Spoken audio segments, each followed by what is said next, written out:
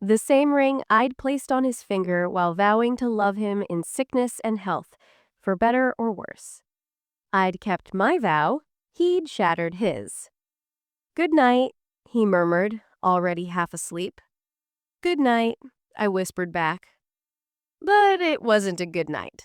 It was the last night of the life we'd built on his foundation of lies.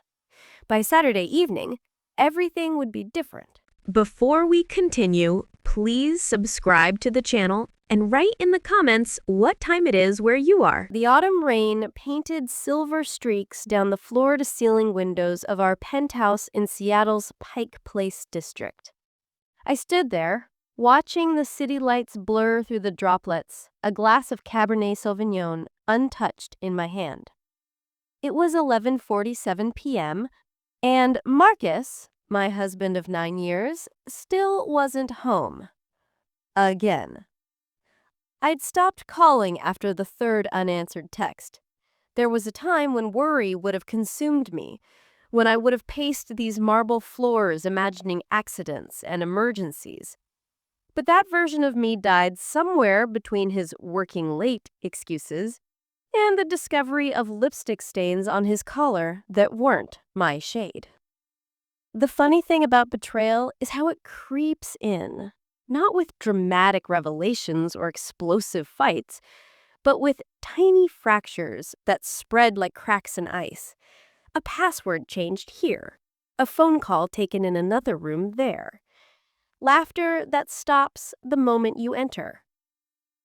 I heard his key in the lock at 12:23 a.m. The sound echoed through our too-quiet home, a home filled with designer furniture and hollow promises. Marcus walked in, his tie loosened, his expression carefully neutral. He'd perfected that look, the one that gave nothing away. "Traffic was insane," he said, not quite meeting my eyes as he dropped his briefcase by the door.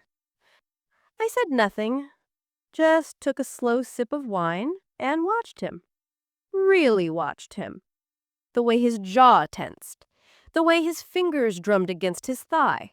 A tell I'd learned meant he was rehearsing lies in his head. "You didn't have to wait up, Claire," he added, finally looking at me. His green eyes, once my favorite feature, now felt like looking at a stranger.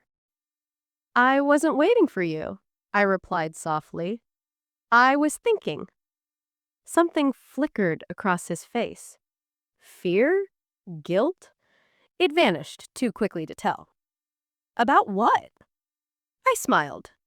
Not the warm smile he'd fallen in love with, but something colder, sharper. "About patterns. How humans are creatures of habit. How we tell ourselves the same lies until we believe them." Marcus shifted uncomfortably. "Claire, if this is about me working late, it's not. Not really. It's about so much more than that." The rain continued its relentless percussion against the windows. In that moment, standing in our expensive prison of a home, I made a decision. Not an emotional one, but a calculated choice born from months of quiet observation. I'd been the VP of Strategic Planning at Nexus Technologies for 6 years.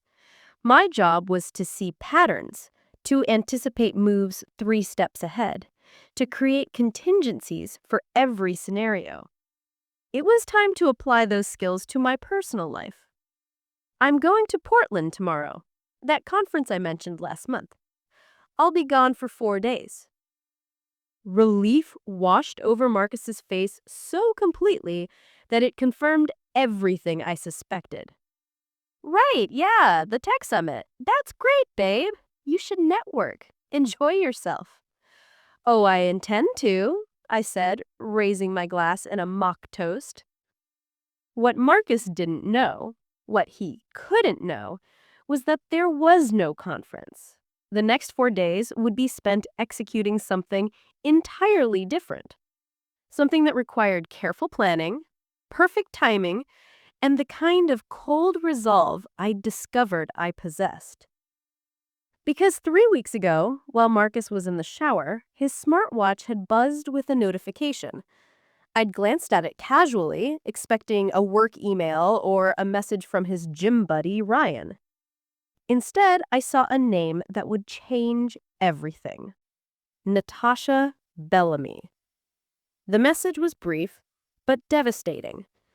Can't wait to have you all to myself this weekend while she's gone. The cabin is ready. I'll bring the champagne you love. My hands hadn't shaken as I read it. My breath hadn't caught. Instead, a strange calm had descended over me. The same calm I felt before presenting a major strategy to the board. This was a problem. Problems had solutions.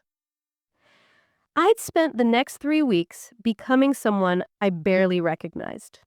The Claire that trusted blindly had died. In her place emerged someone meticulous, strategic, and utterly committed to controlling the narrative of her own destruction. I researched Natasha Bellamy. She was a real estate agent, 32 years old, divorced once, no children. Her Instagram was public, a carefully curated collection of luxury listings, sunset photos, and motivational quotes about knowing your worth. The irony wasn't lost on me. But the most interesting discovery came from a reverse image search of one of her photos. The cabin she'd mentioned, it belonged to James Bellamy. Her ex-husband? Perhaps. Or perhaps something more complicated. I made one phone call to a private investigator named Derek Chen, someone our company had used for background checks. I need information on Natasha and James Bellamy. Everything. Financial records, property deeds, social connections. I need it discreet, and I need it fast. Derek delivered 3 days later. James Bellamy wasn't her ex-husband. He was her current husband, a marine biologist who spent extended periods on research vessels. They'd been married for 4 years. The cabin in the San Juan Islands? Their property, purchased 2 years ago as their forever retreat. Another wife, another betrayal, another person living in the same fog of lies I'd been trapped in.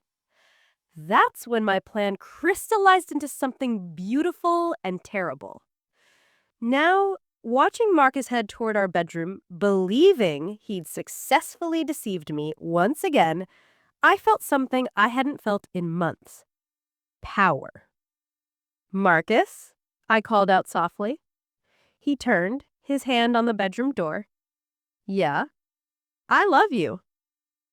The words came out so naturally, so convincingly, that even I almost believed them.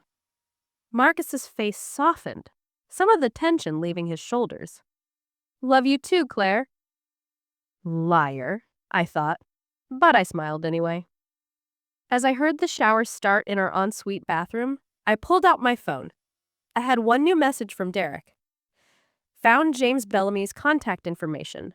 Currently at sea, but returns this Friday. Should I proceed?" My fingers hovered over the keyboard.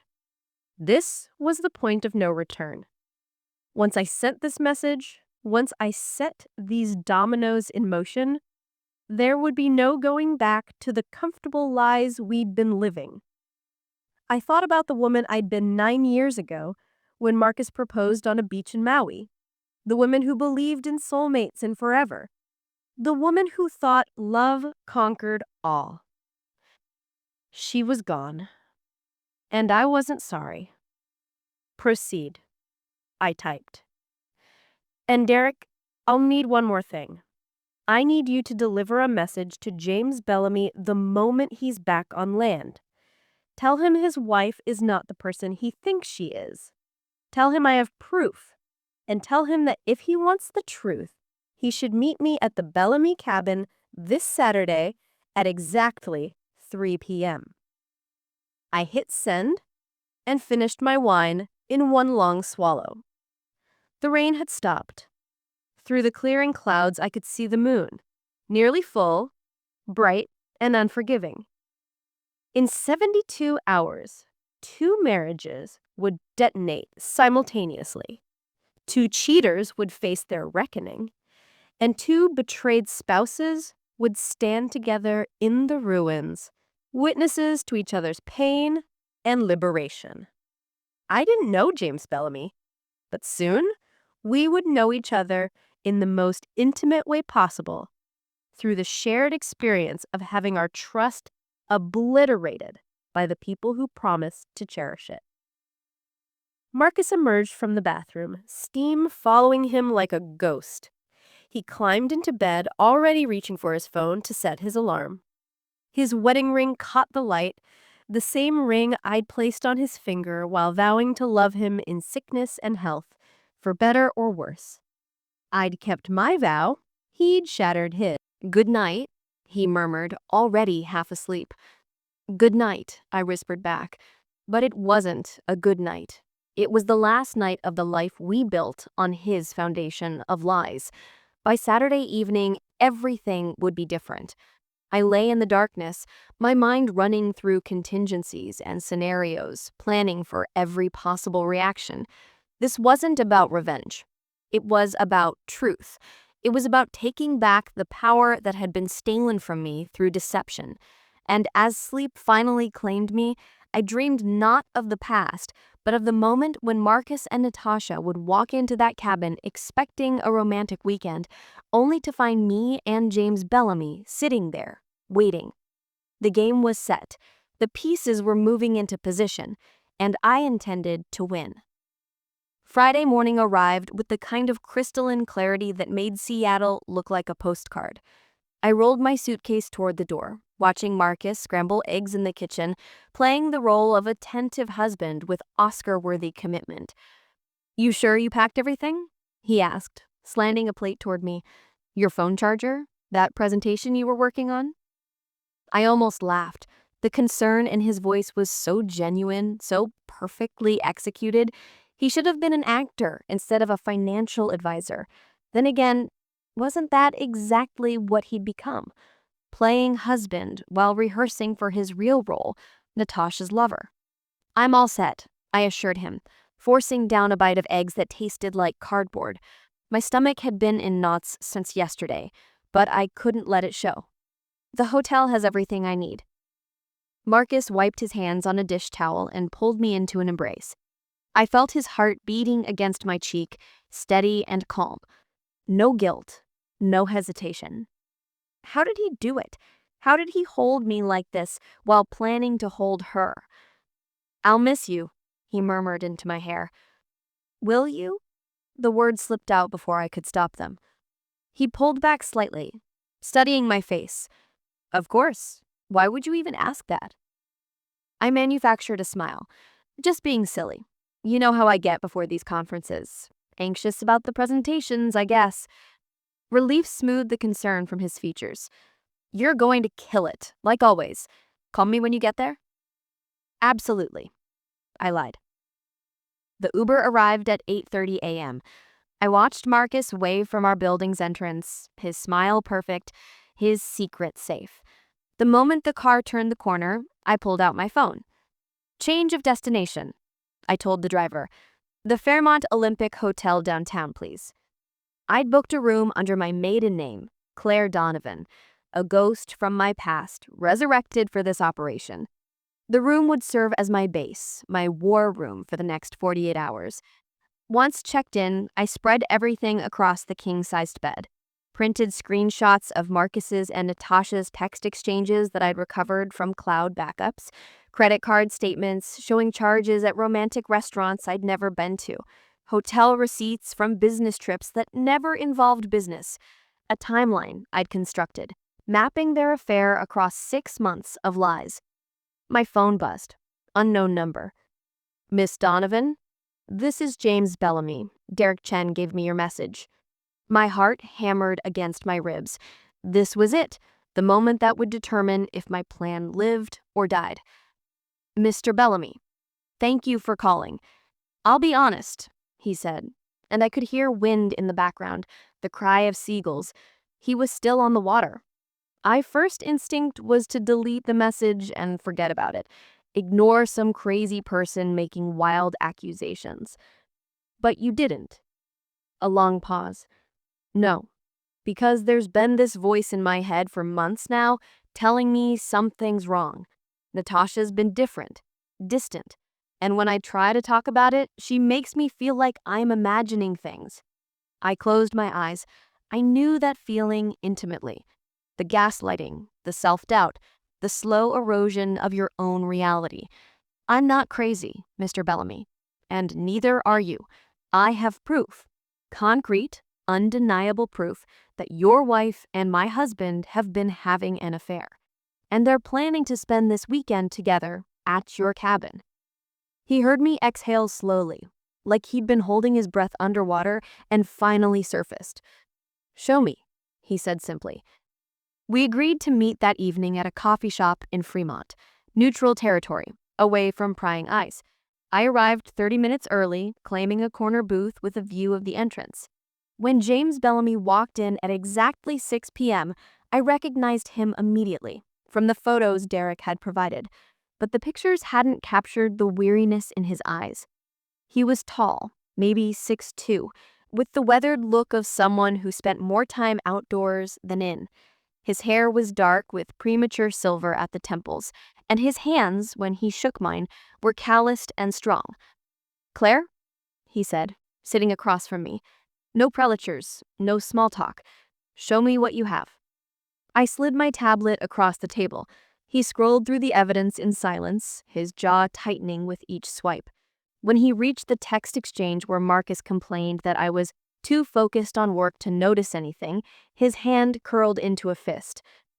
"Natasha told me she needed space," he said, quietly, his eyes still on the screen. "Said I was smothering her, that my research trips were actually a relief because she could breathe.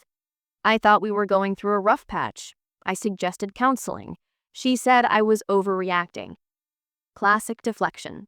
Make the betrayed spouse question their own perception. Marcus does the same thing. When I asked about the late nights, he accused me of being paranoid and controlling. James looked up at me then, really looked at me, and I saw recognition in his eyes. Not romantic recognition, but something deeper. The acknowledgement of shared pain, of being the only two people who understood what this specific kind of betrayal felt like. "What's your plan?" he asked. I leaned forward. "Tomorrow, they think they have the cabin to themselves. Marcus believes I'm at a conference in Portland. Natasha presumably told you she has plans elsewhere. A girlfriend's bachelorette party in Vancouver," he confirmed bitterly. "I even helped her pack. So tomorrow at 3 p.m., they arrive at your cabin expecting a romantic weekend, but instead, they find us, waiting, with all the evidence laid out on the table." James sat back, processing. "You want to ambush them.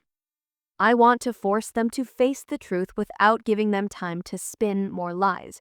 No phone calls that can be hung up, no texts that can be ignored. Just the four of us and the undeniable reality of what they've done. They'll deny everything. Not with the evidence I have. Not when they see we've compared notes and timelines. Not when they realize we know about the cabin weekends they've already had there." James' eyes widened. Already had? I pulled up another file on the tablet. "Derek traced your cabin's utility usage. There were 3 weekends in the past 2 months when electricity and water consumption spiked, despite you being at sea and Natasha supposedly elsewhere.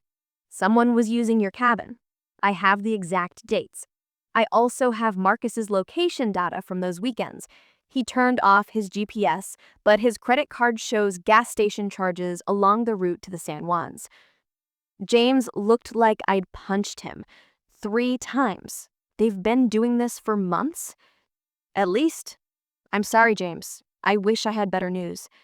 He ran his hands through his hair, and for a moment I thought he might break down. But then his expression hardened, transformed into something I recognized because I'd seen it in my own mirror. Resolve forged in the fires of betrayal. "I'm in," he said, "but I have one condition." "Name it." "After we confront them, after everything's out in the open, we walk away. No screaming matches, no begging for explanations. We present the evidence, we watch them realize they're caught, and then we leave them to deal with the consequences. Can you do that? I thought about all the scenarios I'd imagined, the yelling, the tears, the demands for answers. But James was right. The evidence spoke for itself. Our presence would speak for itself. Anything more would be giving them power they didn't deserve. I can do that. I agreed. We spent the next 2 hours strategizing like generals planning a campaign.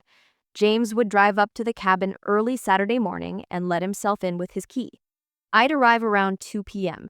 We'd set up the evidence, arrange the space, and wait. What if they don't show? James asked as we prepared to leave. I showed him my phone, a text exchange I'd carefully crafted and sent to Natasha's phone earlier that day, pretending to be the cabin's property management company. Just confirming your reservation and that you found the spare key we left under the blue flower pot as requested. Her response was immediate. Perfect, thank you. She confirmed they're coming, I said. And Marcus told me this morning he's going fishing with Ryan this weekend, a guy's trip to Stevens Pass. I called Ryan yesterday, pretending to arrange a surprise. He has no idea what I'm talking about. No fishing trip, no guy's weekend. James nodded slowly. They're really coming. They're really coming. As we walked out of the coffee shop into the cool Seattle night, James stopped and turned to me. I know we just met and this situation is insane, but I need you to know something. You're not crazy for doing this. You're not vindictive or petty. You're someone who refuses to live in a lie, and that takes courage. His words hit me harder than I expected. For weeks, I'd questioned myself, wondered if I was going too far, if I should just file for divorce quietly and move on. Thank you, I managed. I needed to hear that. Tomorrow's going to be hard, harder than you think. Seeing them together, watching the fantasy they've built crumble, it's going to hurt. I know, but you won't be alone. I'll be right there with you. We exchanged phone numbers and planned our final details. As I watched James walk away toward his truck, I felt something unexpected. Gratitude. Not for the affair, not for the pain, but for the strange gift of this alliance. Two strangers, bound by betrayal, facing the storm together. Back at my hotel room, I couldn't sleep. I kept running through scenarios, preparing for every possible reaction. Would Marcus cry? Would he get angry? Would Natasha try to blame me for their affair, claim I wasn't meeting his needs? Around 2 a.m., my phone lit up with a text from Marcus. Hey babe, just wanted to say goodnight. Hope the conference is going well. Love you. I stared at that message for a long time. How easy it was for him to type those words. How effortlessly the lies flowed. Love you too, I typed back. Catch lots of fish tomorrow. The irony of that sentence made me smile bitterly. I was about to catch the biggest fish of all. Morning came too quickly and too slowly. I dressed carefully in jeans and a sweater, comfortable, practical, armor disguised as casual wear. I packed all my evidence in a leather portfolio, double-checked everything 3 times. At 11 a.m., I started the drive to the San Juan Islands. The ferry ride was beautiful, the water sparkling under the September sun, families laughing on the deck, normal people living normal lives, unaware that my entire existence was about to detonate. James had texted me the exact address and gate code. When I turned down the gravel road and saw the cabin emerge through the pine trees, my breath caught. It was beautiful. Cedar and glass, built to blend into the forest, with a wraparound deck overlooking the water. This was supposed to be their sanctuary, their love nest, the place where they felt safe to be their authentic selves. Today, it would become their reckoning. James's trap was already parked by the side of the cabin. I pulled up next to it and sat for a moment steadying myself. My phone buzzed, a text from Marcus. Weather's perfect up here. Ryan sends his regards. Ryan, who wasn't there, who had never been invited. I got out of my car, grabbed my portfolio, and walked toward the cabin door. It opened before I could knock. James stood there, and in the afternoon light, I could see he'd been crying. His eyes were red-rimmed, but his jaw was set with determination. "Ready?" he asked. "Ready," I confirmed. He stepped aside and let me in. The cabin was stunning inside. High ceilings, exposed beams, a stone fireplace, and windows that framed the forest like living paintings. James had already arranged 2 chairs facing the front door. On the coffee table between them, he'd laid out a bottle of wine and 4 glasses. "Theater," he explained. "When they walk in, they'll see us sitting here, calm and composed, with wine poured. It'll confuse them for just long enough that we can control the narrative." I added my evidence to his on the table. 2 neat folders, side by side. Proof of betrayal, documented and organized. We sat down and waited. James checked his watch. "It's 2:47. They should be here any minute." My heart hammered so hard I thought he might hear it. Every cell in my body was on high alert, adrenaline singing through my veins. "Claire," James said quietly, "whatever happens in the next hour, whatever they say or do, remember this. You deserve better. We both do." I nodded, unable to speak past the lump in my throat. And then we heard it, the crunch of tires on gravel, a car door slamming, laughter. Natasha's voice saying something I couldn't make out, followed by Marcus's deeper rumble of amusement. James and I looked at each other one last time. Then we turned to face the door, our expressions carefully neutral, our evidence ready, our hearts broken but our spines straight. The key turned in the lock, the door swung open, and everything changed. Natasha and Marcus are about to walk into the trap. The confrontation is seconds away. How will they react when they see Claire and James waiting for them? What excuses will they try? And what devastating revelation does Claire still have hidden in her folder? Evidence so damning that even Marcus doesn't know she has it? The moment of truth has arrived.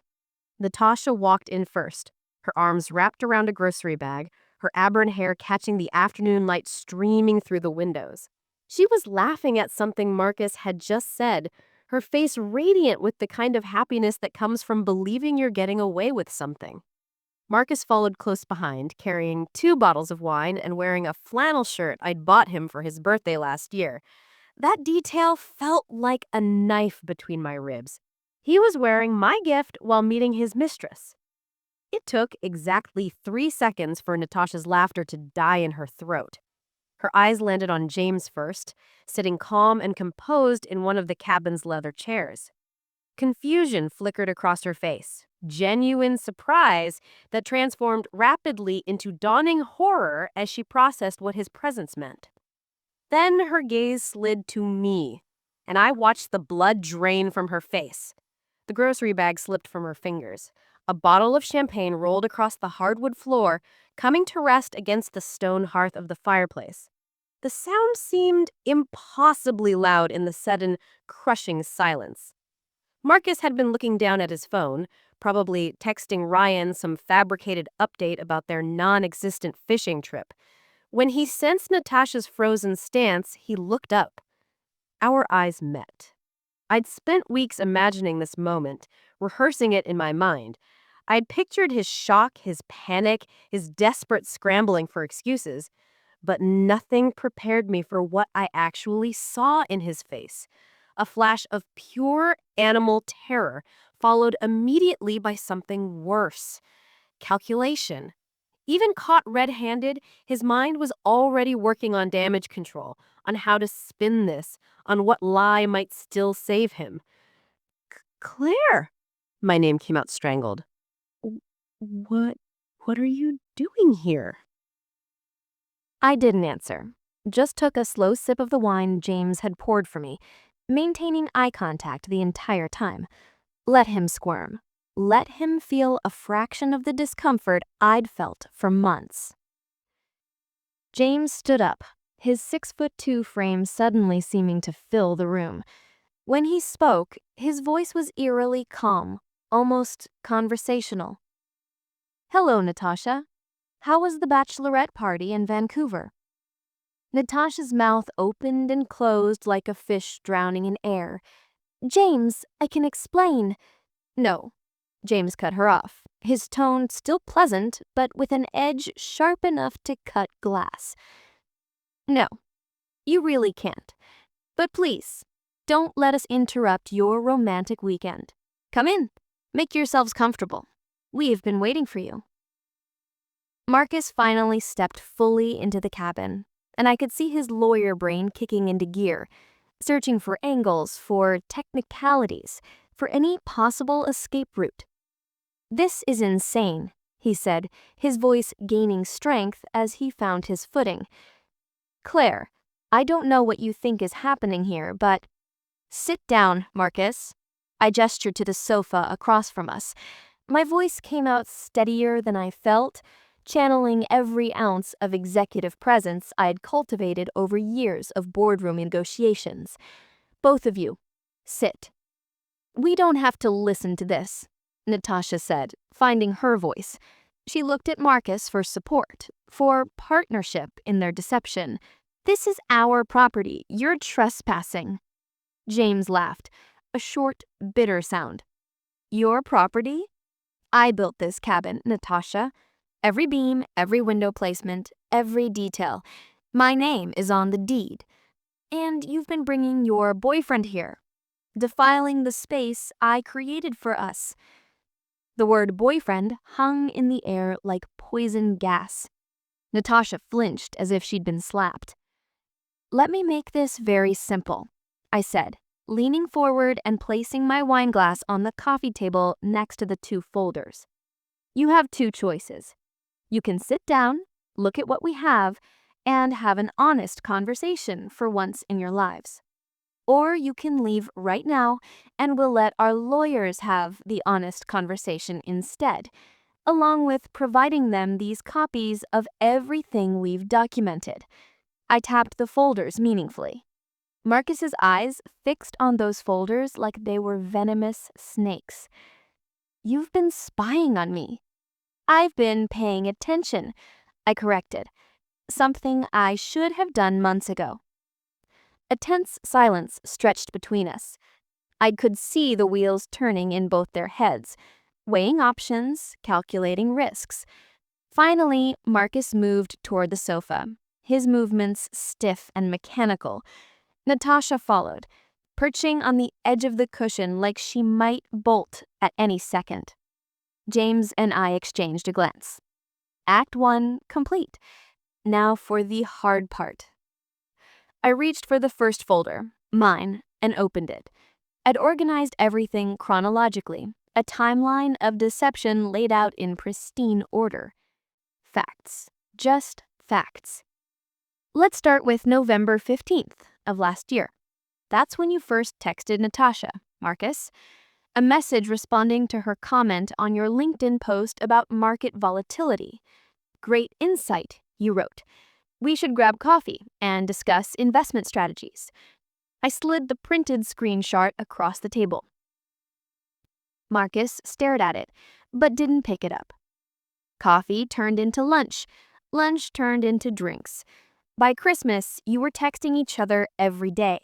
In January, you started using a different messaging app, Signal, because you thought it was more secure. I produced another stack of screenshots. It wasn't. Natasha's face had gone from pale to flushed. "How did you—" I said simply, "Cloud backups." Marcus always forgot to turn off his cloud backup. Every message, every photo, saved and synchronized. You might have deleted them from your phone, but they lived on in the cloud, waiting for someone who knew where to look. James took over, his voice matching my professional tone. "May 3rd. That's when you first came to this cabin together. I was in the Bering Sea on a research vessel studying migration patterns. You told me you were visiting your sister in Portland, Natasha. You even sent me photos of your sister's house. Photos that reverse image search reveal were taken from her Airbnb listing. He pulled out his phone, showing the side-by-side comparison. Natasha's face crumbled. That weekend, the cabin's utility usage spiked. Water, electricity, heating. Someone was here. And Marcus's credit card, he nodded to me. I picked up the thread seamlessly. Marcus's credit card shows gas purchases at 3 stations along Highway 20, the exact route from Seattle to the ferry terminal, plus a charge at the San Juan Islands grocery store. I pulled out the receipts. You bought steaks, asparagus, and the same Malbec that's currently rolling across the floor. Marcus leaned back on the sofa, his face unreadable. He'd gone completely still, the way he did when he knew a deal was falling apart but hadn't accepted it yet. June 14th, my birthday. You told me you had an emergency client meeting in Spokane. You gave me a card at breakfast, kissed me, and promised to make it up to me with a fancy dinner the following weekend. Do you remember that, Marcus? He wouldn't meet my eyes. You weren't in Spokane. You were here. With her. My voice cracked slightly on those last 2 words. The first fissure in my professional armor. I steadied myself. While I sat alone in our apartment, eating takeout Thai food, you were here, celebrating my birthday weekend with your mistress. Natasha made a small, wounded sound. It wasn't like that. I didn't know it was your birthday. Oh, well, that makes it so much better, I said, and the sarcasm in my voice could have stripped paint. You were only sleeping with my husband on a random weekend, not specifically on my birthday. Thank you for that consideration. Claire, don't. The word came out like a whip crack. Don't say my name. Don't try to explain. We're not done. James stood up and walked to the fireplace, staring into the empty hearth. When he spoke, his voice was quieter, more personal. July 22nd. That's the day you told me you wanted to try IVF again, Natasha. You held my hand at breakfast and said you'd been thinking about our future, about starting a family. You cried when you talked about how much you wanted a baby with me. He turned to face her, and I saw tears tracking down his weathered face. That same night, according to your text messages with Marcus, you told him you were thinking about leaving me. You said you'd never felt a connection like what you had with him. You said his voice broke. You said sleeping with me felt like a chore you had to endure. Natasha was openly crying now, mascara running down her cheeks in black rivers. James, please. I believed you, James continued, as if she hadn't spoken. When you said you wanted to try for a baby again, I believed you wanted it with me. I started planning. I looked at bigger houses. I researched the best fertility clinics. I built that nursery addition onto our house. Did you know that? While you were here with him, I was at home building a room for the child I thought we'd have together. The weight of his words settled over the cabin like a suffocating blanket. Even Marcus looked uncomfortable, shifting in his seat. I pulled out another doc. August 10th. Marcus told me his firm was sending him to a conference in San Francisco. 3 days, he said. Networking, seminars, the usual corporate nonsense. I slid the papers across. There was no conference. His firm has no record of sending anyone to San Francisco that week, but there is a record of 2 round-trip tickets to Maui purchased on his credit card. 2 tickets, 2 hotel rooms at the Grand Wailea, adjoining rooms because you thought that was clever, didn't you? If anyone checked, you could say it was just a coincidence. Marcus's face had gone ashen. How did you? I called the hotel, I said simply, pretended to be you, said I'd lost my receipt for tax purposes. The concierge was very helpful. She even remembered you, said you were such a lovely couple celebrating your anniversary. She sent your room service bills to your email. Champagne, chocolate-covered strawberries, couples massage. I pulled out the final receipt, the one that had hurt the most. You ordered room service breakfast both mornings. 2 orders of the macadamia nut pancakes. Those are my favorite. Marcus. I told you about them when we went to Maui for our real anniversary. Remember how I'd never tasted anything so good? And you ordered them for her. My voice was shaking now, the mascara cracking. You took my favorite thing and made it part of your lie. Natasha was sobbing into her hands. Marcus just sat there, frozen, the weight of the evidence crushing him into silence. James returned to his chair, his eyes red, but his jaw set. We have bank statements showing you withdrawing cash, probably for hotels or dinners you didn't want traced. We have GPS data from when you forgot to turn off location services. We have witness statements from 3 different people who saw you together at restaurants around the city. We have everything, I finished. Every lie, every secret, every moment you thought you were being clever. We have it all documented, organized, and backed up in multiple locations. The silence that followed was deafening. Outside, I could hear waves lapping against the shore, birds calling in the trees. Inside, the only sound was Natasha's quiet sobbing and the ticking of the clock on the wall. Finally, Marcus spoke. His voice was hollow, defeated. What do you want? Want? I repeated. I want to go back in time and not waste 9 years of my life on someone who didn't value it. I want to unknow what I know. I want to feel safe enough to trust again. But I can't have any of that, can I? Claire, I never meant to hurt you. The words ignited something in me, something that had been burning cold and controlled, suddenly flaring white hot. You never meant to hurt me? I stood up, my hands shaking. You didn't accidentally fall into bed with her. You didn't trip and coincidentally delete your messages. You made 1,000 conscious choices every single day to betray me. You looked me in the eye and lied. You held me at night and lied. You said you loved me while planning your next weekend with her? Don't you dare tell me you never meant to hurt me. James stood up as well, his voice rising to match mine. And you, Natasha? You stood in our kitchen 6 weeks ago and told me I was the love of your life? You said you wanted to renew our vows for our 5th anniversary. You planned the whole ceremony, location, flowers, the words you wanted to say. Was any of that real?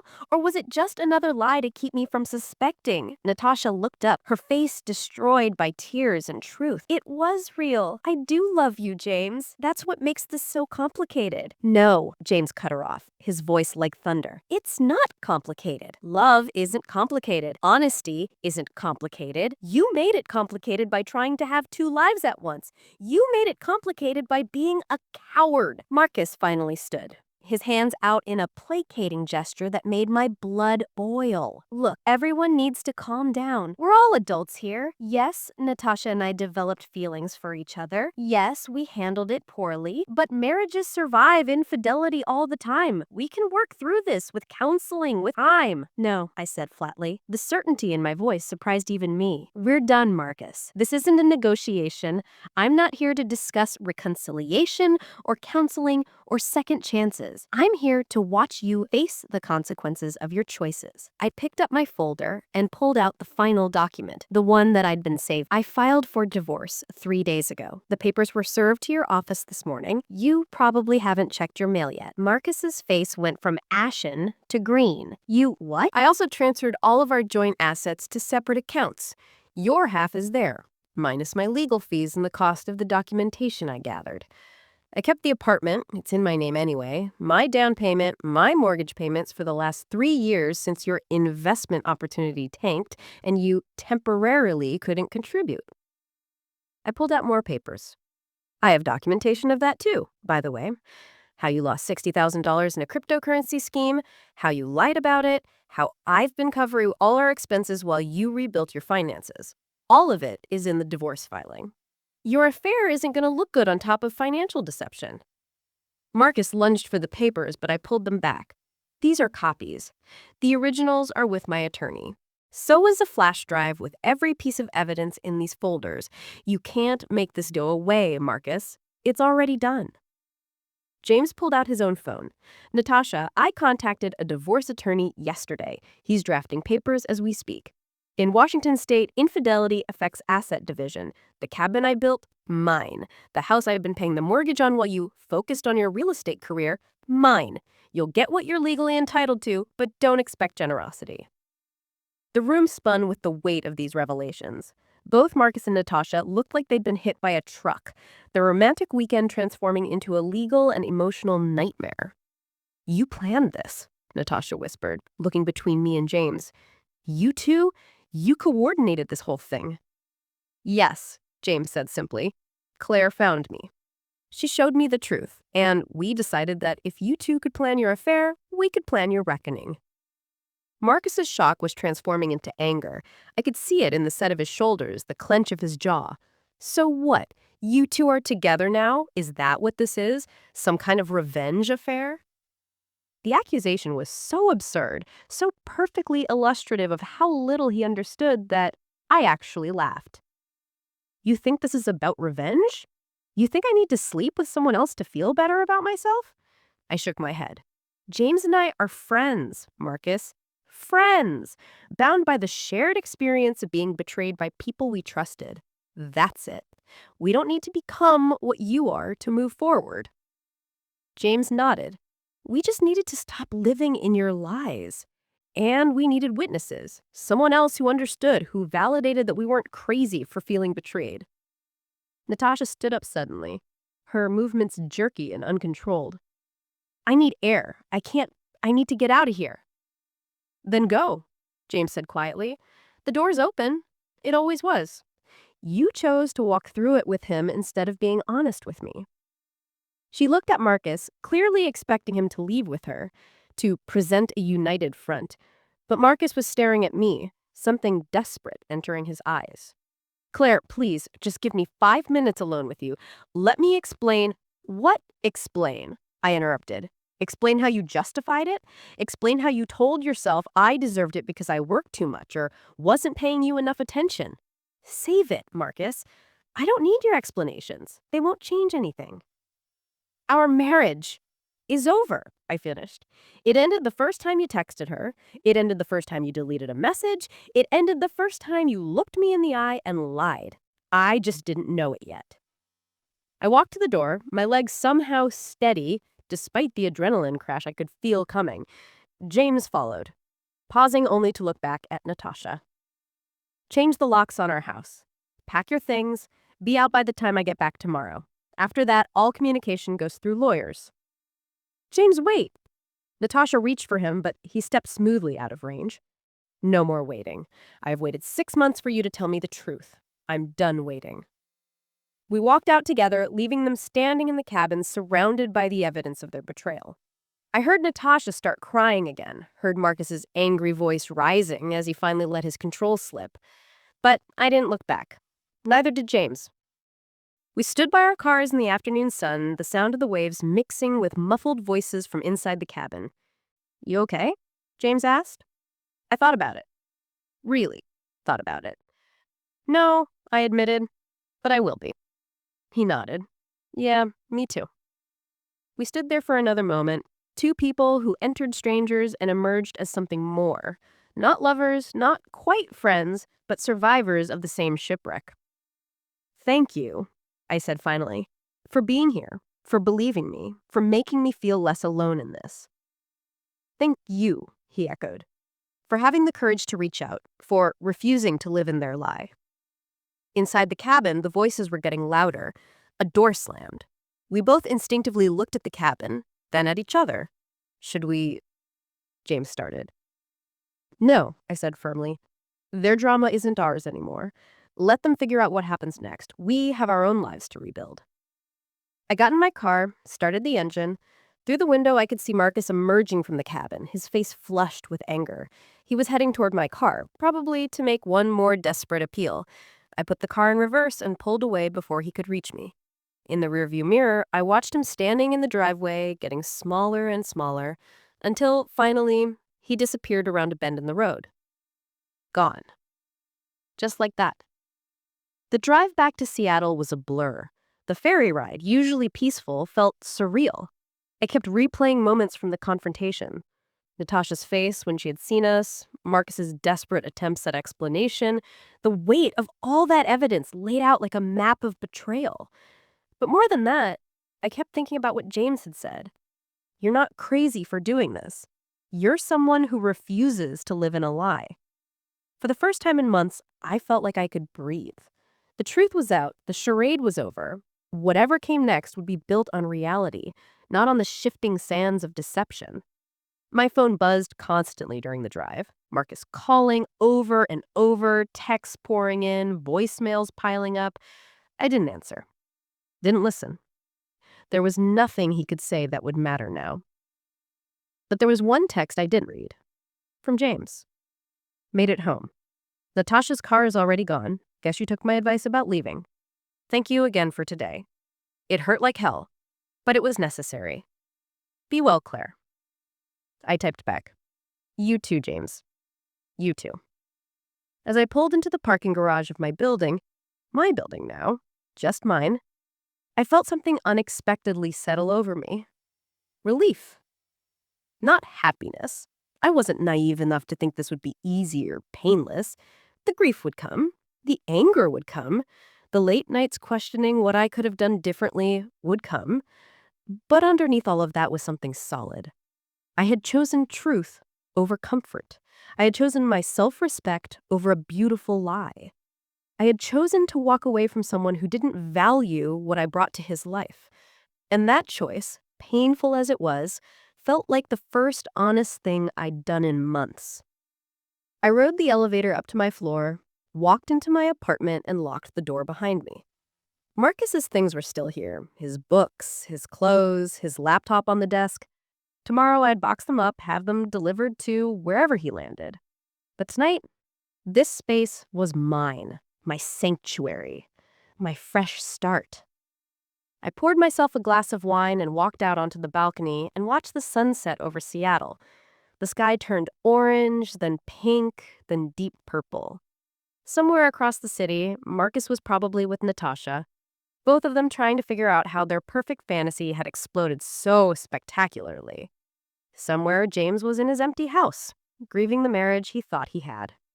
And here I was, standing in the ruins of my own marriage, watching the day end and a new chapter begin. It wasn't the ending I had imagined when I said I do 9 years ago, but it was an ending. And sometimes that was enough. The confrontation is over, but the real battle is just beginning. How will Marcus react to being served with divorce papers? What secret is James about to discover about Natasha that changes everything? And when Claire returns to work on Monday, what shocking news will she learn that forces her to face Marcus one final time? The aftermath promises to be even more explosive than the revelation.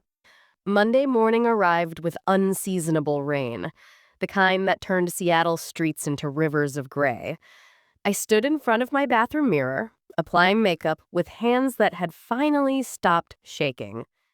2 days had passed since the cabin confrontation. 2 days of silence for Marcus, broken only by his attorney's formal correspondence. The divorce was real now. Official. Moving forward with the cold efficiency of legal machinery. I'd spent Sunday in a fog, alternating between crying in the shower and methodically boxing up Marcus's belongings. Each item told a story. The coffee mug I'd bought him in Prague, the watch his father had given him, the framed photo from our wedding day where we looked so young, so certain, so stupid. By evening, 23 boxes sat stacked in the living room, ready for pickup. I'd labeled each one with black marker. Marcus, books. Marcus, clothes. Marcus, lies. That last box remained empty. Some things couldn't be packed away. Now, stepping into my closet to choose my armor for the day, I selected a charcoal gray suit. Professional, powerful, untouchable. Today, I would return to Nexus Technologies as VP of Strategic Planning, not as a woman whose marriage had just imploded. No one at work knew yet. I'd kept the whole thing locked down, compartmentalized.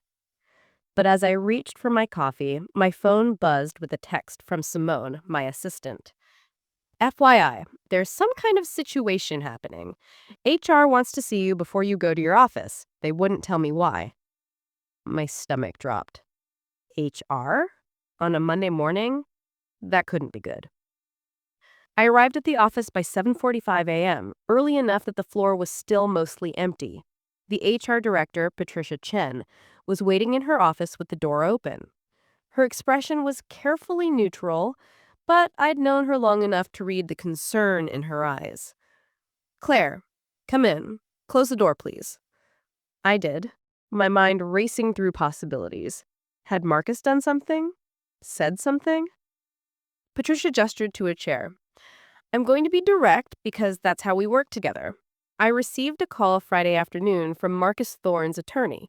They're claiming that certain financial documents pertaining to your joint accounts were accessed using company resources and during company time." The words hit me like ice water. What? Specifically, they're alleging that you use your company laptop and office hours to investigate Marcus's personal financial records, credit card statements, and private communications. They're threatening legal action against both you and Nexus for corporate espionage and misuse of company resources. I felt my carefully constructed composure crack. That's, Patricia, that's not what happened. I discovered my husband was having an affair. I documented it on my own time, using my personal devices. I believe you, Patricia interrupted gently, but we need to verify. IT will need to examine your work laptop, your email accounts, your cloud access. It's protocol when allegations like this are made. "He's lying," I said flatly. "This is Marcus trying to discredit the evidence I have against him.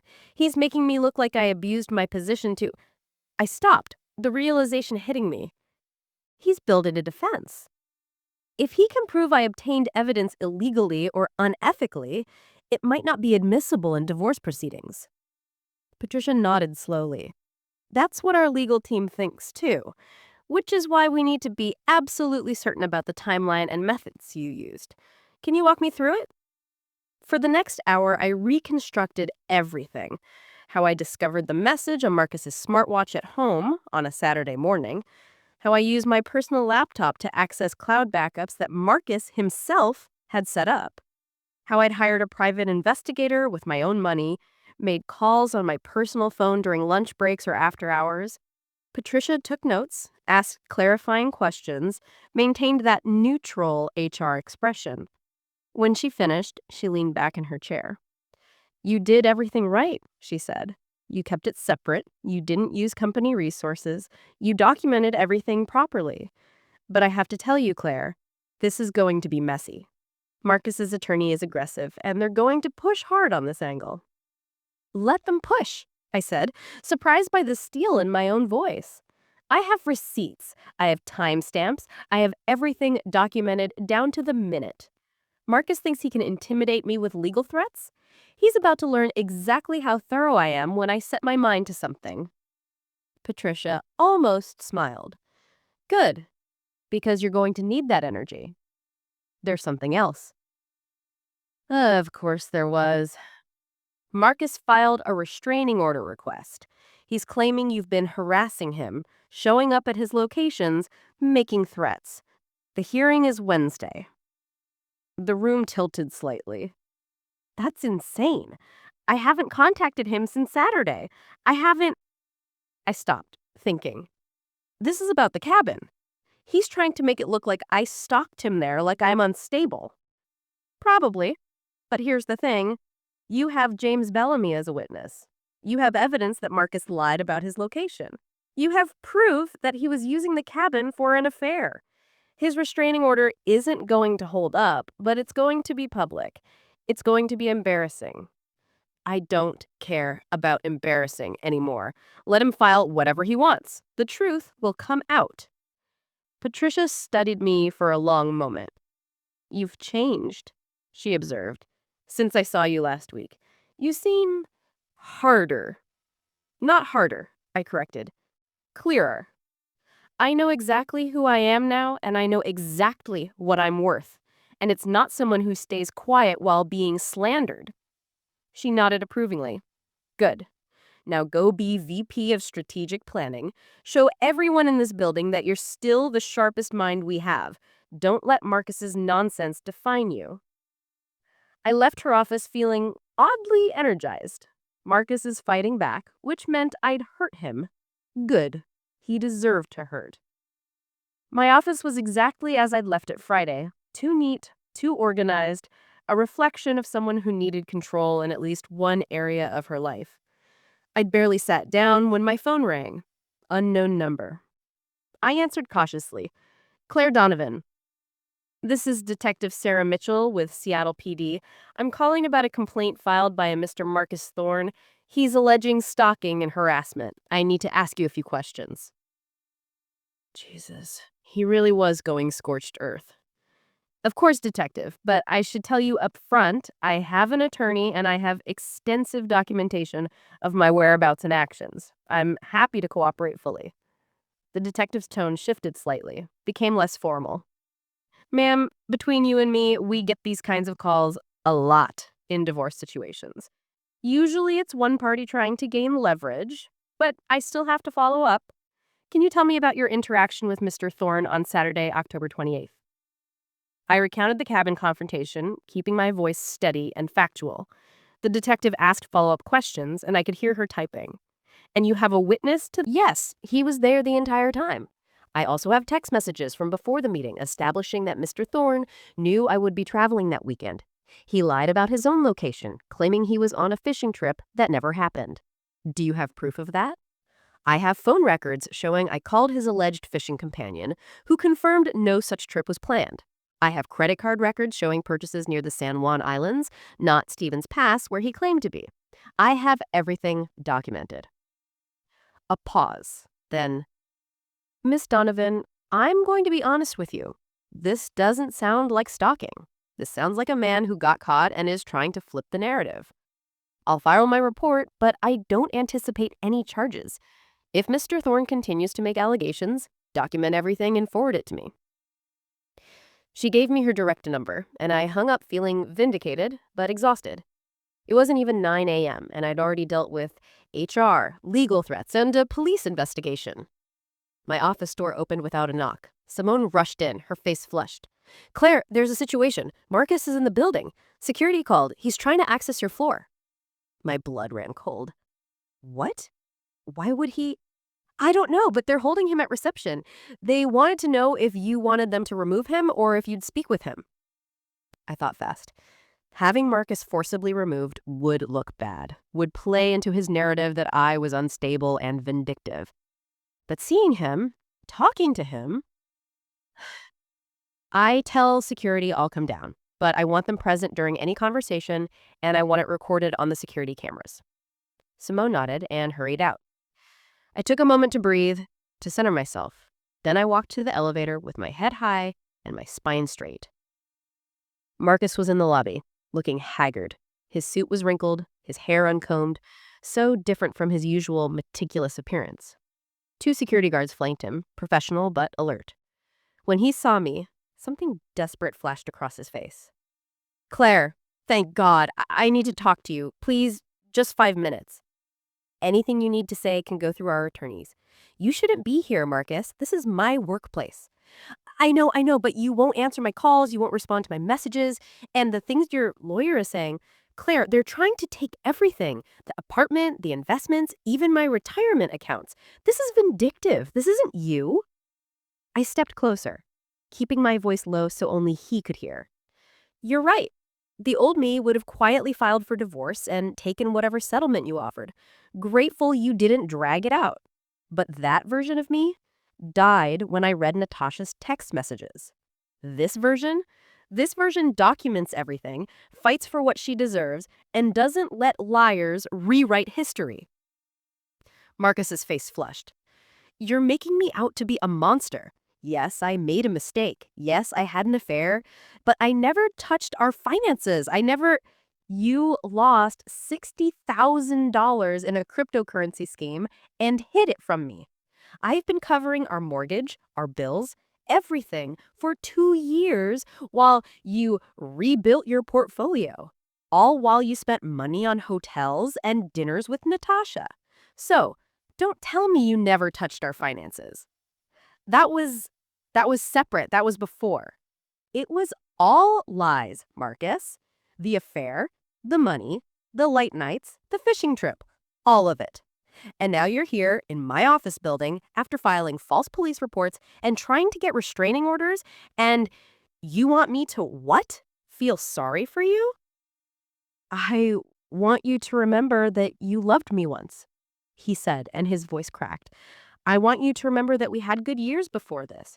I want you to consider that people make mistakes, that marriages can survive if both people want them to. For a moment, just a moment, I felt a pang because he was right. I had loved him once. We had been happy once. But then I remembered his face when he walked into that cabin laughing with Natasha. I remembered the texts calling me cold and distant. I remembered every lie, every deception, every time he'd looked me in the eye and made me doubt my own perception. I did love you, I said quietly. I loved you enough to ignore the warning signs, to make excuses for you, to believe your lies even when my gut told me something was wrong. But that kind of love isn't healthy, Marcus. It's not sustainable, and it's definitely not what I deserve. Claire, we're done here. Leave my building, communicate through attorneys, and stop filing false reports and restraining orders because all you're doing is making yourself look worse. I turned to walk away, but his voice stopped me. Natasha's pregnant. The words hung in the air like a bomb. I turned slowly. What did you say? Marcus's face was ashen. She called me yesterday. She's pregnant. She says it's James's. They had a reconciliation attempt a couple months ago, but the timing, it could be mine. She's not sure. The lobby suddenly felt too small, too hot. And you're telling me this why? Because everything is falling apart, Marcus said, his voice breaking. Natasha's husband kicked her out. She's staying in a hotel. She's scared and pregnant and doesn't know whose baby it is. My firm found out about the affair. Somehow word got back to them, and I'm being encouraged to resign.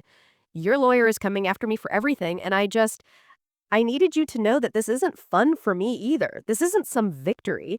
I've lost everything.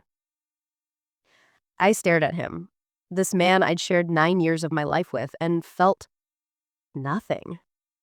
No satisfaction in his downfall, no sympathy for his situation. Just a cold, clear certainty that I had made the right choice. You didn't lose everything, Marcus. You traded it. You traded a wife who loved you for an affair that felt exciting. You traded financial security for secret hotel rooms. You traded integrity for temporary pleasure. Those were your choices. And now you're living with the consequences. That's cruel, Claire. That's not who you are. You don't get to tell me who I am anymore. Goodbye, Marcus. This time when I walked away, he didn't call after me. The security guards escorted him out, and I rode the elevator back up to my floor with my hands shaking, but my resolve intact. Simone was waiting by my office. Are you okay? I will be, which was becoming my mantra. The rest of the day passed in a blur of meetings and strategy sessions. I forced myself to focus on work, on quarterly projections and market analyses. By the time 6 p.m. rolled around, I was exhausted but functional. My phone buzzed as I was packing up. A text from James. Hope today wasn't too brutal. Mine was rough. Natasha contacted me about the baby, says she needs to talk. Not sure I'm ready for that conversation. I typed back. Marcus showed up at my office, told me the same thing. The situation just keeps getting more complicated. His response came quickly. Coffee this week might help to debrief with someone who gets it. Wednesday, after I deal with this ridiculous restraining order hearing. I'll be there. Text me the time and place. I smiled despite everything. James had become an unlikely anchor in the storm. Someone who understood without judgment, who validated my feelings without trying to fix them. That night, back in my apartment with Marcus's boxes finally picked up and removed, I poured a glass of wine and stood on my balcony. The rain had stopped, leaving the city washed clean and glittering with lights. My phone rang. My mother. I'd been avoiding this call, but there was no point in delaying anymore. Hi, Mom. Claire Elizabeth Donovan. My full name. Never good. Your father and I just received a very distressing call from Marcus's mother. She says you filed for divorce and are trying to take everything from him. She says you've been making wild accusations. What on earth is going on? I took a deep breath. Marcus had an affair. I found out. I filed for divorce. That's what's going on. Silence. Then, an affair? Are you certain? Marcus always seems so devoted. I have hundreds of text messages, photos, credit card receipts, and witness testimony. Yes, Mom, I'm certain. Oh, honey. Her voice shifted from accusatory to sympathetic in an instant. Oh, Claire, why didn't you call us? Because I needed to handle it my way. Clean, documented, final.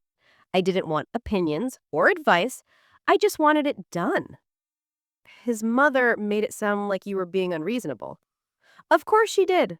Marcus is her son. She's going to believe his version of events. But I have proof. Undeniable, documented proof.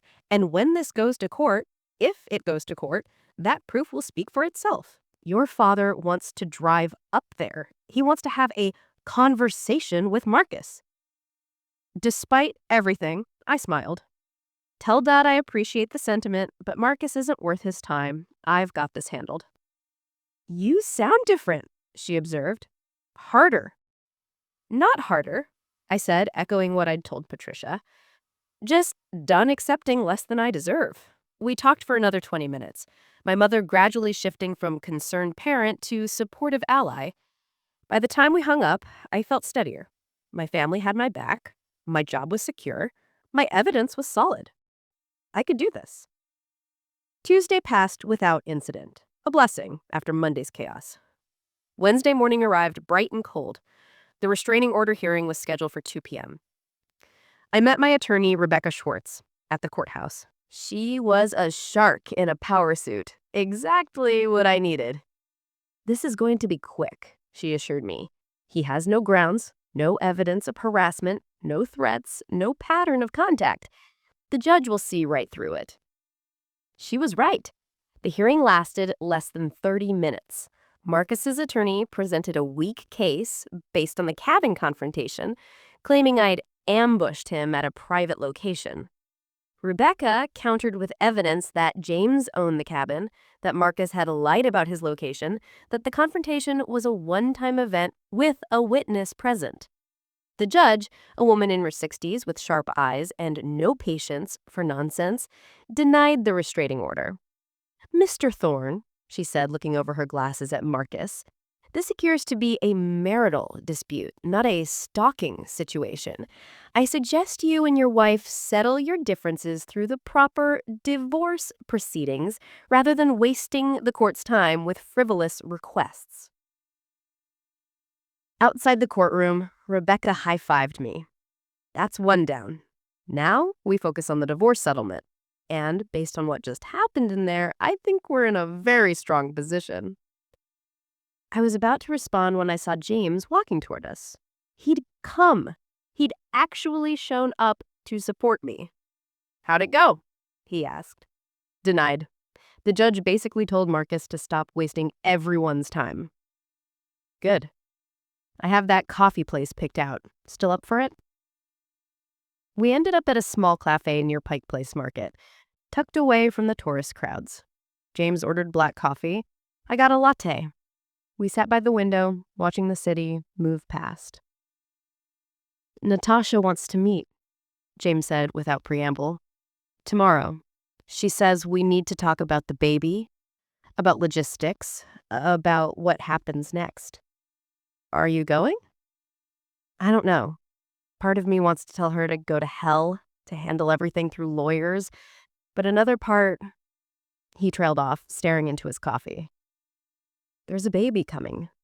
Regardless of whose it is, there's a child who didn't ask for any of this mess. You're a better person than I am, I said. If Marcus asked to meet, I'd refuse. Maybe. Or maybe you're just at a different stage of processing. I'm angry, Claire. I am furious. But I'm also sad. I'm grieving the marriage I thought I had. And I can't move forward until I stop hoping it was all somehow a misunderstanding. His honesty hit me hard. You still love her. I love who I thought she was, he corrected. I don't know if I can love who she actually is, but I need closure. I need to sit across from her one more time and hear her truth, without drama, without witnesses, just her being honest for once. I nodded. Then you should meet her. But, James, protect yourself. Don't let her rewrite history. Don't let her make you doubt what you know is true.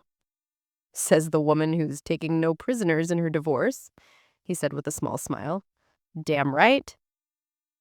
We talked for another hour, sharing updates, venting frustrations, occasionally laughing at the absurdity of our situations. It felt good, normal. Like maybe on the other side of this disaster, there could be friendship and healing. As we were leaving, James paused.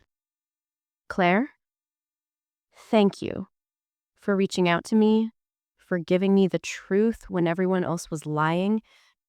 I know that wasn't easy. Thank you for believing me, for being there at the cabin, for reminding me I wasn't crazy. We parted ways with a promise to check in after his meeting with Natasha. As I walked back to my car, I felt something I hadn't felt in weeks. Hope. Not hope that things would go back to how they were, but hope that whatever came next would be better, built on truth instead of lies, on self-respect instead of compromise. My phone buzzed with an email from Rebecca. Marcus's attorney just sent new settlement proposal. It's actually reasonable. They're not fighting the asset division. They're accepting our terms. This could be done by end of next month. I read it twice, then a third time. Marcus was giving up, accepting defeat, moving on. Which meant I could too. The legal battle is ending, but the emotional aftermath continues. James is about to meet with Natasha and learn a truth that changes everything.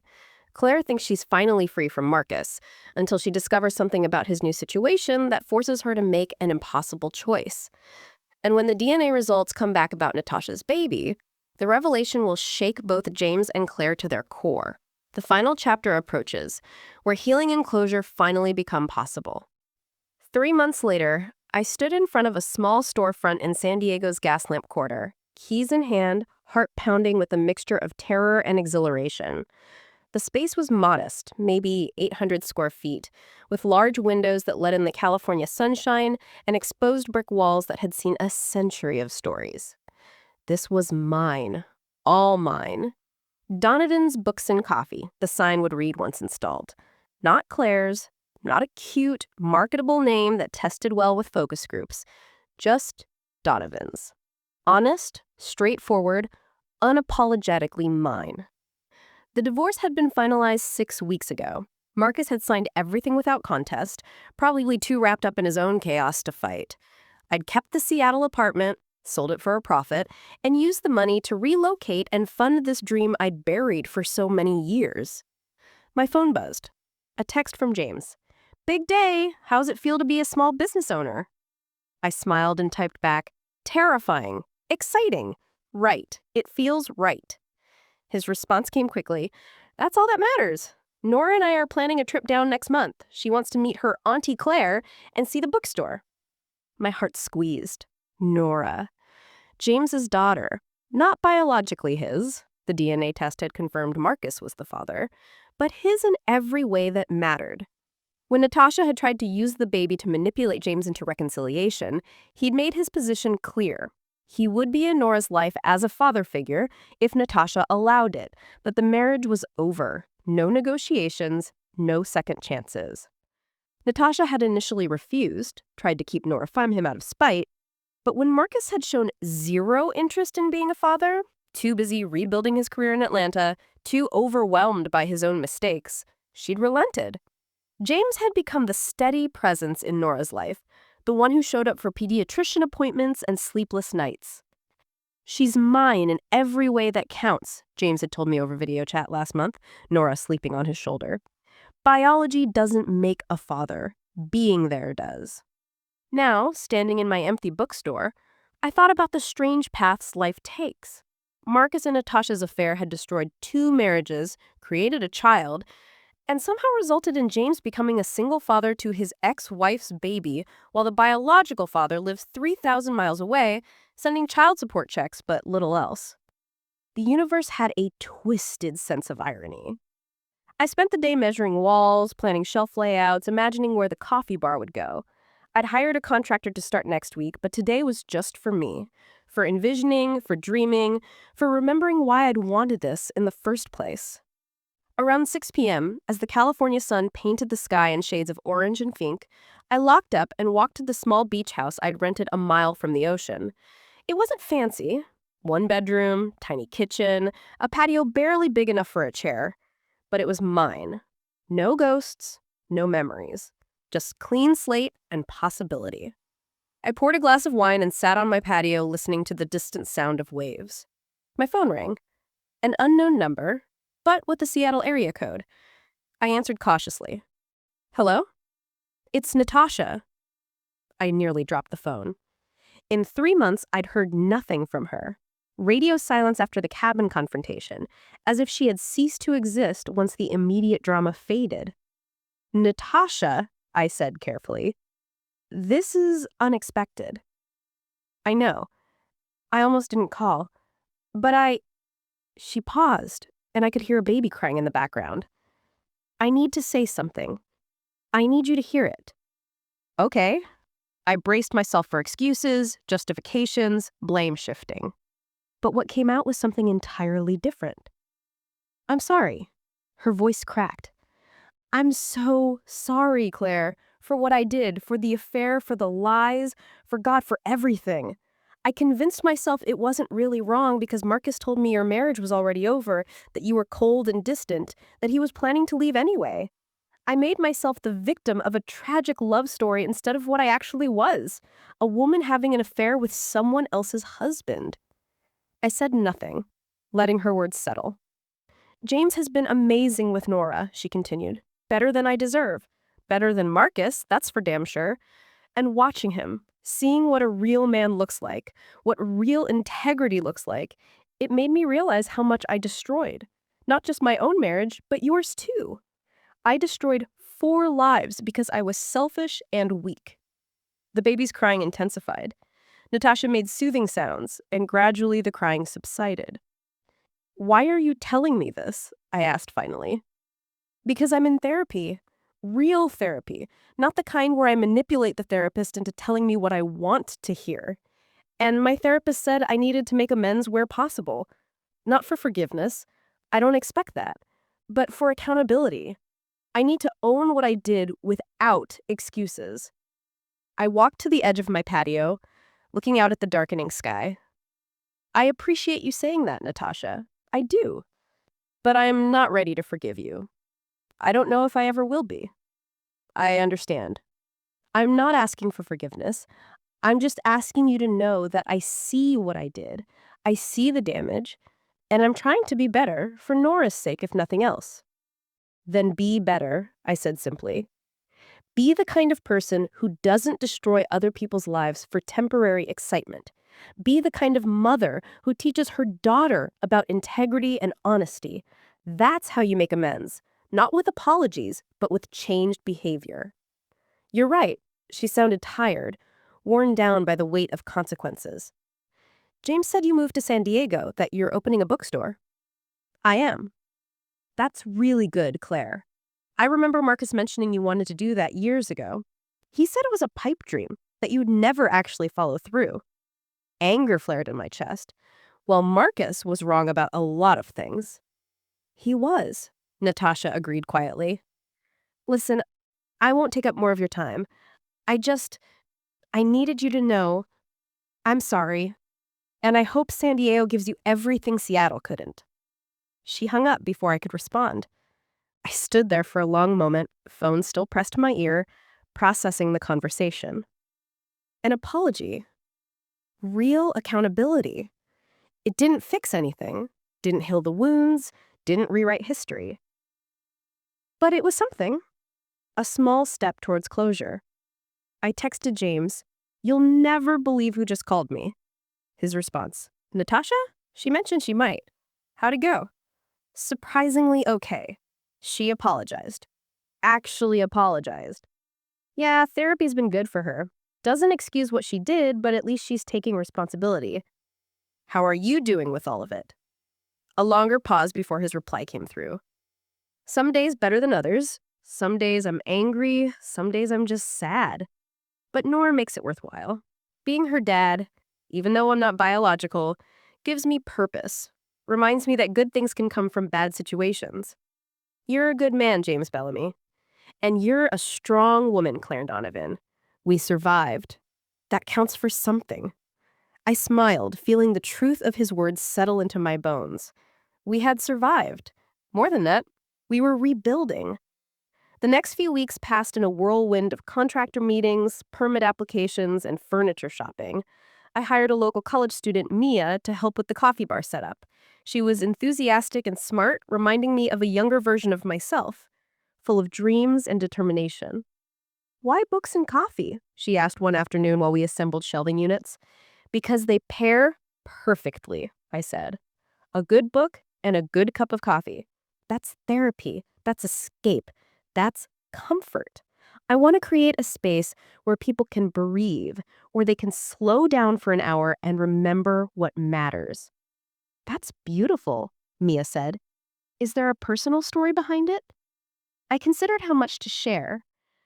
My ex-husband used to tell me this dream was unrealistic, that I was too practical, too corporate to pull off something creative and risky. I spent years believing him. And then I realized the only unrealistic thing was staying with someone who made me doubt myself. Mia nodded thoughtfully. My mom went through something similar. Divorced my dad after 20 years because he kept telling her she was too old to go back to school. She's a nurse now. Got her degree at 53. "Good for her," I said, meaning it. It's never too late to become who you were meant to be. Opening day was scheduled for December 15th, exactly 1 year after I'd discovered Marcus's affair. The symbolism wasn't lost on me. From the worst day of my life to a new beginning. A full circle. 2 days before opening, James arrived with Nora. I met them at the airport, and when I saw James walking through arrivals with a diaper bag over his shoulder and an 8-month-old baby in a carrier, I barely recognized him. He looked different, tired but content, his entire demeanor softened by fatherhood. "Claire!" He greeted me with a one-armed hug, careful not to jostle Nora. "This is Nora. Nora, meet Auntie Claire." The baby looked at me with wide, curious eyes. Marcus's eyes, I noticed with a pang. But the expression was all innocence, unmarred by her father's choices. "She's beautiful," I said honestly. "Hi, Nora.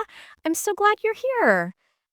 We spent the afternoon at the bookstore, James helping me with last-minute preparations while Nora napped in her carrier. It felt surreal. This man who'd been a stranger 9 months ago was now one of my closest friends, sharing this milestone with me. "It's perfect," James said, surveying the space. The shelves were stocked, the coffee bar gleamed, comfortable reading chairs were arranged near the windows. "It's exactly what you described on that ferry ride back from the San Juans. You actually did it." "We both did," I said. "You're building a whole human being. I'm just building a bookstore." "Don't diminish it," James said seriously. "You rebuilt your entire life. New city, new career, new purpose. That takes courage." Nora woke up fussing, and James scooped her up with practiced ease. Watching him, this man who'd been so broken by betrayal, gently bouncing a baby that wasn't biologically his, I felt something shift in my chest. "Have you heard from Marcus?" I asked carefully. James shook his head. "He sent a check last month, sent a text asking for photos of Nora, but he's never asked to visit, never called to hear her voice. I think he's signed away his parental rights in everything but legal obligation. He sends money to ease his conscience, but that's it." That's probably for the best, I said. Nora deserves someone who shows up, not someone who sends checks from a distance. She has that, James said, kissing the top of Nora's head. She has me.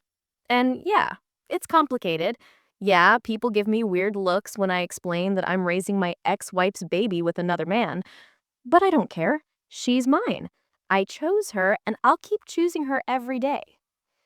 Opening day arrived with perfect weather, sunny and warm, a San Diego winter that felt like Seattle spring. I'd invited friends, placed ads in local papers, posted on social media. I had no idea if anyone would actually come. At 9 a.m., I unlocked the doors.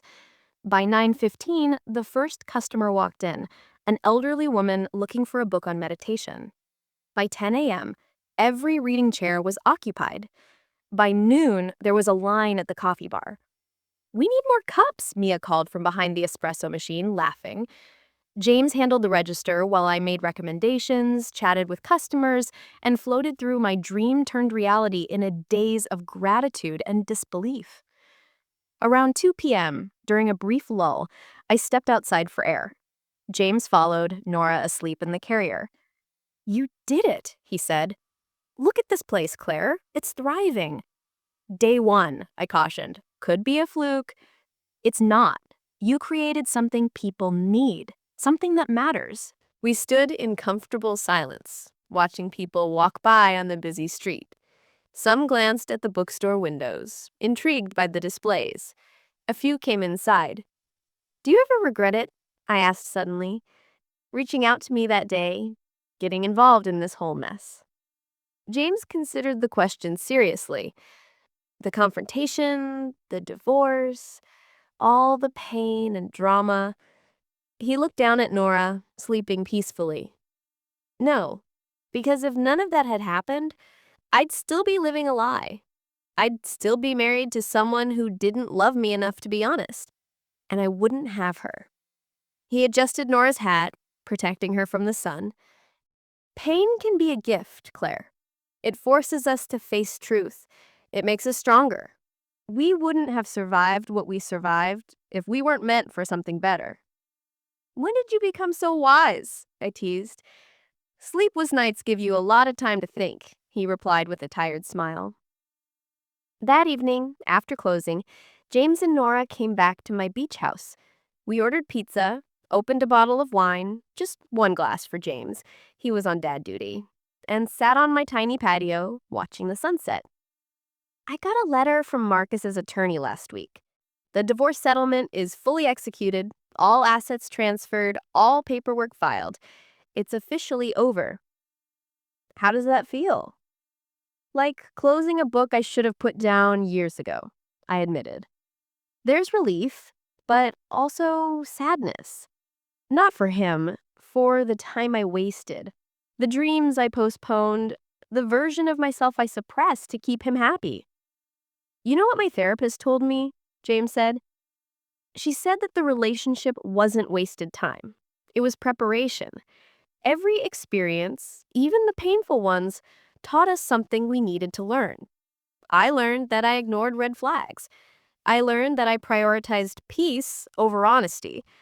I learned that love without respect is just comfortable imprisonment."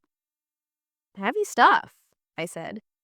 "Yeah, well, that's what happens when you're up at 3 a.m. with a colicky baby. You have time to get philosophical." We laughed and Nora stirred, but didn't wake. "Can I ask you something?" James said after a moment. "Do you think you'll ever try again? Another relationship, I mean." I thought about it. Maybe. Someday. When I'm ready to trust again. When I'm whole enough that I'm choosing to share my life rather than filling a void. But not now. Now I need to be just me. Not someone's wife, not someone's partner. Just Claire. Figuring out who she is when no one else is defining her. That's healthy, James approved. I feel the same way. Besides, I'm busy enough with Nora. Romance can wait. We're quite the pair, I observed. Two divorcees starting over, 3,000 miles from where we started. Could be worse. We could still be living those lies, pretending everything was fine while dying inside. Truth, I agreed, raising my wine glass. To the truth, even when it hurts. To the truth, James echoed, clinking his water bottle against my glass. And to new beginnings. 6 months later, Donovan's Books and Coffee was thriving. I had hired 2 more staff members, expanded the coffee menu, and started hosting author readings and book clubs. The store had become exactly what I'd envisioned, a community gathering place, a sanctuary from the digital noise, a reminder that some things, like books and good conversation, never go out of style. James visited quarterly, always with Nora, who was now walking and babbling and utterly adored by my staff. Natasha sent cards on holidays, maintaining respectful distance while slowly rebuilding trust with James through consistent co-parenting. And Marcus? I'd heard through mutual acquaintances that he'd remarried, a quick courthouse wedding to someone he'd known for less than 6 months. I felt nothing when I heard. No jealousy, no anger, not even satisfaction. Just nothing. He was a chapter in my past, closed and filed away. One evening, as I was closing up the shop, a woman walked in. She looked to be in her late 40s, well-dressed, but with something haunted in her eyes. "I'm sorry, we're just closing," I said gently. "I know. She hesitated. "I saw your interview in the San Diego Tribune about starting over after divorce, about choosing yourself. I needed to see this place, to see proof that life can exist after—" She stopped, tears filling her eyes. I recognized that look. I'd worn it myself a year ago. "Come in," I said gently, unlocking the door I'd just locked. "Let me make you some coffee." We sat in the reading chairs by the window, and she told me her story. Different details, same pain. A husband who had checked out emotionally, a discovery of betrayal, the agonizing choice between staying and leaving. "Everyone says I'm being dramatic," she said, "that all men cheat, that I should forgive and move on, but I can't. I can't unknow what I know." "Then don't," I said simply. "Don't let anyone tell you to accept less than you deserve. The pain of leaving is temporary. The pain of staying in a lie is permanent." "But I'm 47. I've been married for 22 years. I don't know how to be single. I don't know how to start over." I smiled. Neither did I. But you know what? You learn. You learn that you're stronger than you thought. You learn that happiness doesn't require another person's validation. You learn that starting over isn't giving up, it's choosing yourself. She looked around the bookstore, taking in the cozy space, the carefully curated shelves, the peace that seemed to emanate from the walls. "You really did it," she said. "You really rebuilt." I really did. And so can you. We talked for another hour. I gave her my number, connected her with my therapist's information, recommended some books on healing and self-discovery. When she left, she looked different. Still scared, still uncertain, but with something new in her eyes. Hope. As I locked up for real this time and walked home under the San Diego stars, I thought about the journey. From that rainy Seattle morning when I'd seen Natasha's message, through the careful planning and painful confrontation, through the divorce and the move and the slow, hard work of rebuilding, all of it had led here. To peace, to purpose, to proof that you can survive betrayal and come out stronger. My phone buzzed with a text from James. Nora just said, "book," her first real word. Figured you'd appreciate that. I laughed and typed back, "That's my goddaughter raising her right." "She asks about you, points at your photo and babbles. I think she's saying auntie. We should visit again soon." "Please do. You're both welcome anytime." I reached my beach house and stood for a moment on the porch, listening to the ocean. Tomorrow, I'd do it all again. Open the store, serve coffee, recommend books, maybe help another broken person find their way to hope. But this night, I was just Claire Donovan. Not someone's ex-wife, not a victim of betrayal, not defined by what had been done to me. Just Claire. Whole, healed, home. I walked inside, poured a glass of wine, and opened a new book. Something I'd been meaning to read for months but never had time for when I was too busy maintaining a crumbling marriage. The first line resonated. She was becoming herself, the woman she had been before everyone else told her who she'd be. I smiled and settled into my reading chair. Yes, that was exactly right. The past was past. Marcus and Natasha were living their own complicated lives, dealing with their own consequences. James was raising a daughter who would grow up knowing what real love and commitment looked like. And I was here, in this small beach house in San Diego, building something true and mine. The ending wasn't what I'd imagined when I said I do all those years ago. It was better, because it was honest, because it was chosen, because it was free. I raised my wine glass to the empty room, to the journey, to the pain that had brought me here. To starting over, I said out loud. To choosing myself, to the truth even when it destroys everything. And then I turned the page and kept reading, kept moving forward, kept living the life I'd fought so hard to claim. Because that's what survivors do. We don't just endure. We rebuild. We thrive. We become proof that endings can be beginnings, that loss can be transformation, that betrayal can be the catalyst for discovering who we were always meant to be.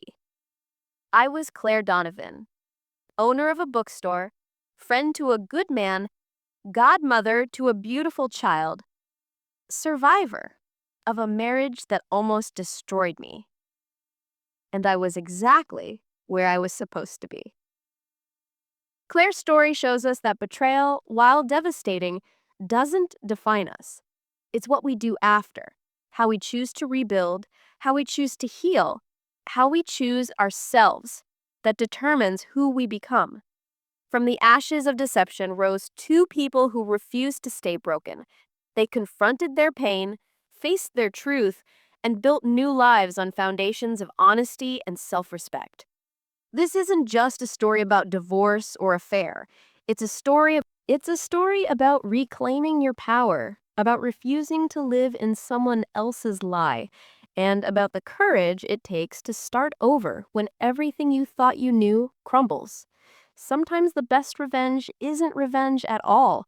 It's living well, honestly, and free. If you like this story, please like this video, subscribe to the channel, and share your impressions of the story in the comments. To listen to the next story, click on the box on the left. Thank you for watching.